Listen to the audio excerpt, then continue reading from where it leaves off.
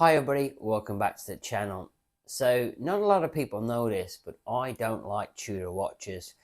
I'm not a fan of the brand, I'm not a fan of the after sales service, I'm not a fan of the quality of the watches. I'm basically not a fan of Tudors. And yet I've just bought another watch and surprise, surprise, it is my 10th Tudor. It's my last attempt to have a Tudor watch, which is not a Rolex, in the collection. And this is the watch. And if you stay tuned after my intro, I'll tell you why I bought it.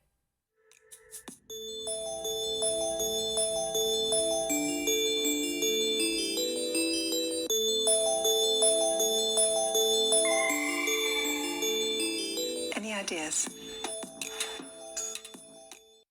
I bought a Black Bay 58 bronze. The reason I bought the watch is I've always wanted this particular watch. And what I've said to everybody is I'd never buy a Tudor again. But I think I should have paraphrased that with at retail. All my previous Tudors, all 9 of them, I paid full MSRP for those watches.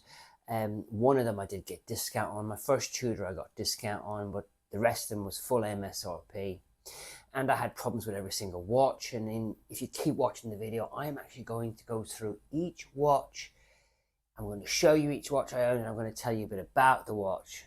And then you can judge for yourself whether it was a good purchase or a bad purchase, or whether it was right to move that pig on. Right, back to this watch. I have unfinished business with this watch. I've always wanted it. I just love it. This watch will age over time with patina. Now, I'm hoping that this watch is now going to fit me properly. Now, the reason I say that is it's a Black Bay 58, so it's a smaller watch. It's a thinner watch, which is what I like. It's probably one of the thinnest Tudors currently available. I know there's the 54, whatever they call it. I think that's the same thickness. I haven't really done my research. And when you go on to Tudor's website, it doesn't really say a lot about the case. I'm looking at it now, by the way, on my other phone. It says it's a 39mm bronze case with riveted bracelets. Now, I can't stand the fake rivets. They're a big problem with me. I'm currently trying to see whether the rivets can be polished off. I'm genuinely trying to see whether I can get rid of these rivets. It's a genuine issue, and I'm going to see if I can actually fix it myself. Right, now,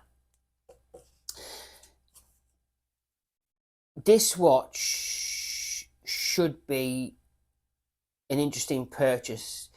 The reason I purchased this one is it's fully bronze. So I'm going to assume that the bracelet and the case are the same color. Now, if you look at new Tudors that they're bringing out, look at the bracelets, look at the case, they're a different color. I dare you, go and look one. Go into a shop and look at the color, because they made it in two different factories. That's a big mess up, if you ask me. Now they're charging nearly $4 for these watches. You would expect the bracelets to match. 2 years ago, you know, when they were £1,000 less per watch, yeah, you could turn a blind eye to that, but not now, guys. So I'm hoping that because it's a full bronze watch, I'm hoping that it will be all the same color. Right. Number 2 reason I bought the watch is it was the first to have the T-clasp. Now, I did have this T-clasp on another watch. I had it on the Pelagos 39, which I'll go through in a minute with you. That turned out to be crap. That turned out to not work correctly. In the closed position, you could push it further in, which is not very good. But I'm assuming that the T-clasp on this watch won't do that. I'm also buying this watch because with the T-clasp, it should allow me to micro adjust the watch to fit right. Now I'm going to show you something else. This is not knocking this watch. I sized this watch yesterday, but it's still quite big on the wrist, okay? I've got to go back and resize this watch. But what Omega have done on this watch, they give you a glide lock system, okay? You push the button, ready? And you open it, and you push a button, you close it, right? Push it, close it, right? But what Omega's also give you is they give you a half link there and a half link the other side. So on a video, I just took out the middle link, and then I've been wearing a watch, and I still think I could take another link off this watch. So off camera, I'm going to remove another link from this watch. Hi guys, just want to interrupt Brenny's video for a second. I did go off camera. I'm wearing this baseball cap to preserve continuity, but I filmed this after I filmed everything, and through the magic of editing, I'm able to come into this part of the video and show you something.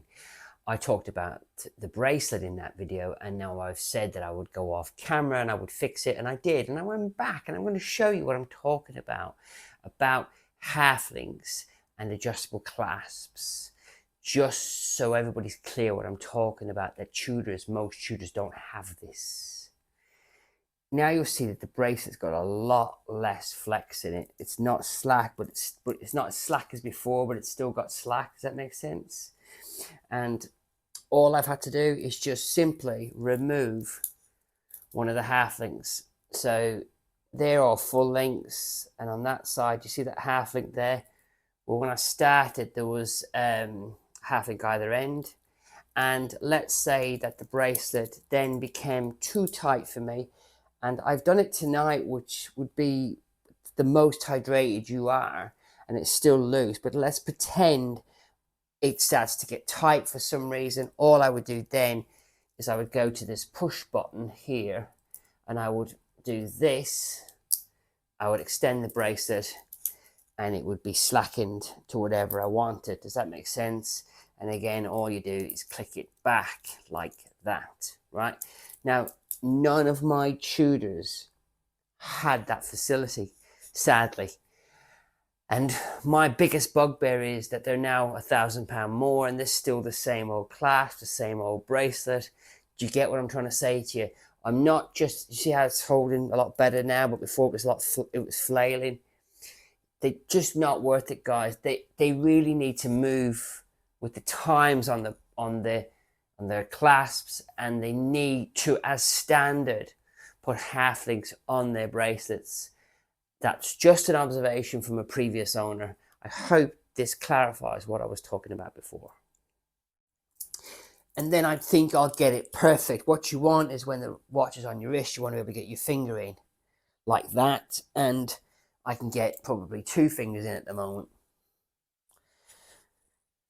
The Tudors don't have that facility. There's no micro adjust on most of the Tudor clasps, and there's no half.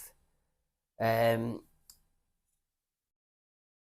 forgotten the name of the bloody things. Half links. There's no half links on these watches. So I was having that problem. I couldn't get any of my Tudors. Actually, my Tudors were like this. They were too big, and then because I take out a full link, they'd be too small. And because there was no way to adjust the clasp, it made the watches redundant, and that's why a lot of them had to go. Now, when you see later on in the video, you see that, Jesus, you had a lot of these watches with the same size case and the same size bracelet and the same clasps that don't adjust. So therefore, you had no choice. You had to move all these watches on. It was just a fact, guys. Right. So I've covered the no half links on the Tudors. I've covered the color. And again, I want to cover the thickness of these Tudors. Right. So I'll use this watch as an example here. This is 300. This is quite a chunky watch, and I don't have a problem with it. It's got an open case back. It's an older version. The newer version of this watch is thinner. I get that, right?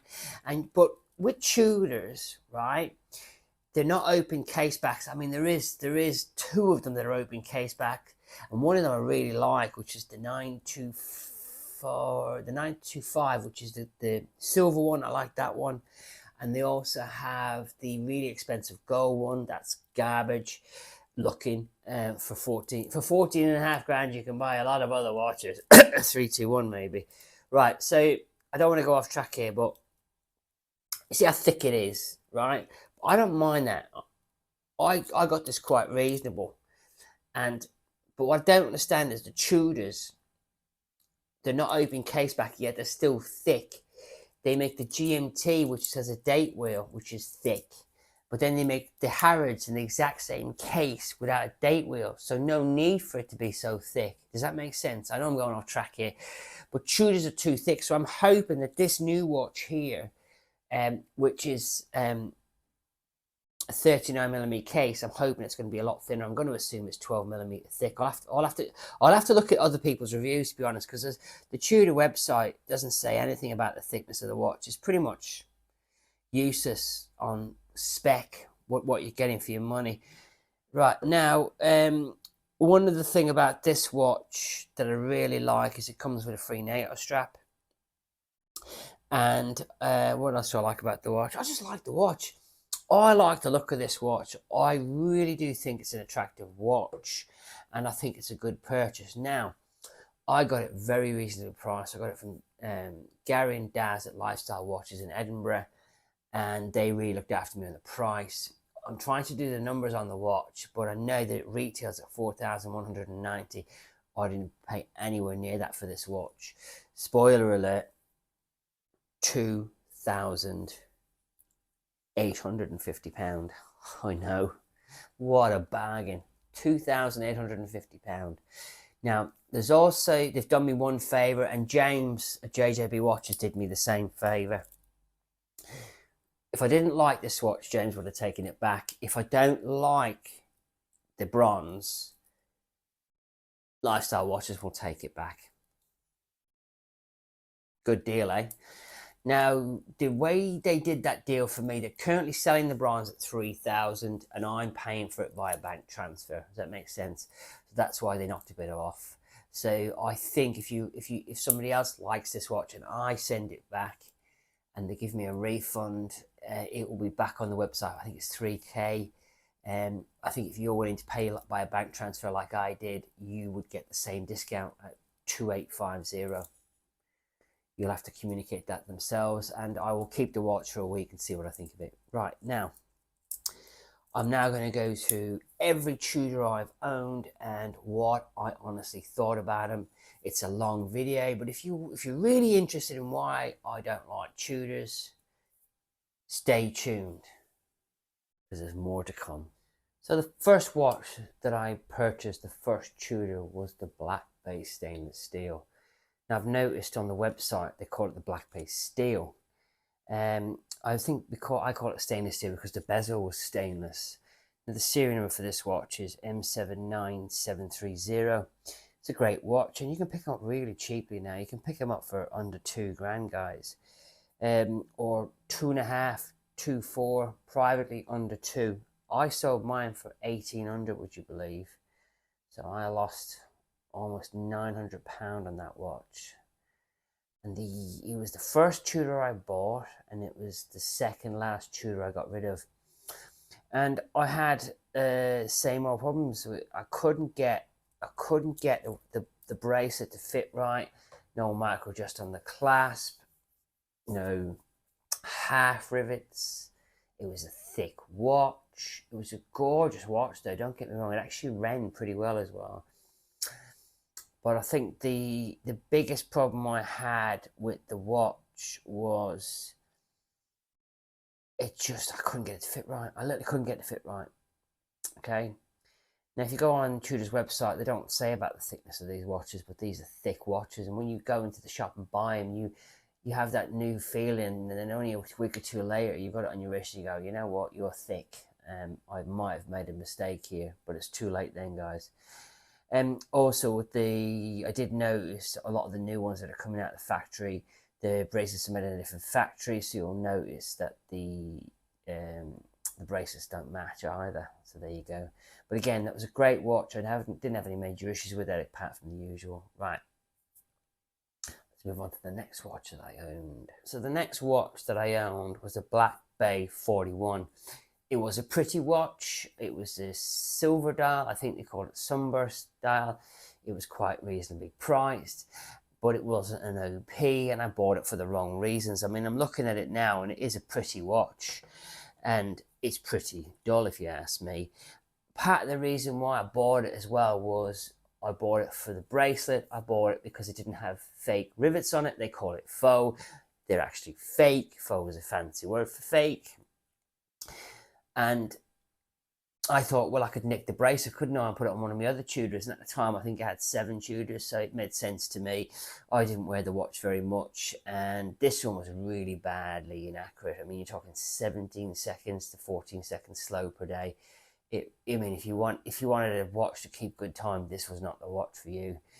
I don't know the thickness again because, like I said, the website's not very good, but the model number of the watch is M79680, and it currently retails, but I can't give you the retail of this one because I'm looking at a different watch. They've now changed the bracelet to have their fake Jubilee bracelet, and I'm assuming that's got micro just on it. It has to, hasn't it? So that watch wasn't very good, and let's move on to the next watch. The next watch that I purchased or owned was the Tudor GMT, their quintessential Pepsi, as they call it. I don't actually think they call it the Pepsi. I'm just calling it the Pepsi. I'm pretty sure they'll bring out a Coke of this at some point because I don't see Rolex bringing one out anytime soon. And the same problems, guys, all the same problems as the stainless steel, but one more problem. It has a date wheel problem where the date wheel sticks. I don't know why it does it, but it's a known fault. And if you have an older one, they normally will fix it under warranty. Okay, so just remember that. It has a date wheel sticking problem. I know every brand has the problem, but this is a known fault with the watch. I actually never wore this watch. I actually kept it fully sticked. I got a fantastic deal on the watch from Ernest Jones, and I still lost money on the watch when I sold it unworn, fully sticked. It looks nice, but again, it's a thick watch, very thick watch. 41 case. Right, let's move on to the next one. So the next watch I had in the collection was the Tudor Harrods edition. It is a very nice watch. It has a lot going for it, but same problem again, same bracelet. I don't want to go over the same old rope with you. And the one niggle I had with it as well was, for a non-date watch, why does it need to be so thick? Why didn't they redesign the case? And I actually never wore the watch. It was just another collector's piece that was just adding to this collection of Tudors that I was never wearing because I couldn't get the others to fit right. So why would I wear that one? It's just a collecting thing, guys. When you start collecting Tudors, it's a natural progression to want certain models, even if you can't wear the other ones. You just keep collecting these bloody things as part of the hobby. Let's move on to the next watch. Right, the next watch I owned, and I really like this watch, don't get me wrong, it was the Black Bay Pro, the latest one. I had it on the strap, and what I can't stand with Tudors is the strap design is really awful. The tip is actually facing you, so when you're looking at your watch, you see the dog end of the strap the whole time. And it's not a good design. It really isn't, guys. And then the bezel. The rim on the bezel was smooth. I mean, that is just a dent monster if you ask me. Last problem with the watch was the lume, I think, was painted on very badly onto the dial. I'm sure they call it an applied something, I don't care, but whoever painted it must have been a blind Eskimo. And I moved that watch on. Now, I still like the watch. I just found that it was a bit cheap, and I didn't want to keep it. So if you're looking for a starter watch, maybe that one is just about bearable. Let's move on to the next watch. The next watch that I had, I really like this watch. It's the Tudor Panda chronograph. It has a brightening movement. My one ran perfectly. I had a couple of problems with it. I'm not going to repeat the same old stuff, but you know what that would be. That would be the bracelet and the thickness of the watch. But because it's a chronograph, I obviously knew it had to be thick for a reason. A reason. I got it for $3.9. I got one of the first ones that came out. I thought it was quite a reasonable price. Okay, had a couple of problems with it, but I just looked past it because I had that many Tudors. I had a good relationship with the AD. I didn't want to rock the boat. My one, the timing secondhand was set crooked in the factory, and most of them are. This is from their website, and you can see it's crooked. Even the Tudor website has a crooked one on the advert for the watch. Look at these watches the next time you're in a shop. You'll see that half of them are set wrong. It's just not good practice, if you ask me. Another problem with the watch is the date wheel is white and the dial is white, but they're a different color white, and that's just unforgivable. Two opposite color whites together, it's just pure laziness. I hadn't got any other problems with the watch, and I liked that the pushers were screw down, and the watch itself was screw down, so obviously it's going to be more water resistant, isn't it? It's not going to be 5 bar. I don't know how water resistant it is from memory, but it won't be 5 bar. Okay, let's move on to the next watch. So the next watch that I had the displeasure of owning was the Pelagos 39, which has won awards. This watch, with its broken clasp that closes in the lock position, and my one was jumping all over the place timekeeping wise. This piece of crap I don't really want to talk about. If you really want to know more about the Pelagos 39, you want to know the truth about how terrible the loom was on the watch, look through all my videos on how bad this watch was.